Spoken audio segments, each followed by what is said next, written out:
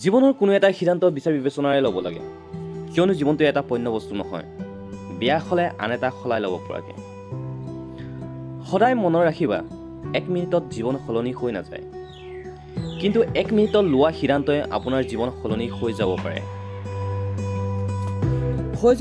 আপুনি বাৰে বাৰে বিফল, কিন্তু প্ৰতি বিফলতে আপোনাক শিক্ষা দি থৈ যাব পাৰে যে আপুনি আপোনাৰ সফলতাৰ বাট কোন দিশত যাব লাগিব আপোনাৰ দৃঢ় সংকল্প আৰু জীৱনৰ ভাৰসাম্যতা ৰক্ষা কৰা, কিয়নো জীৱনটো এটা চাইকেল চলোৱাৰ নিচিনা।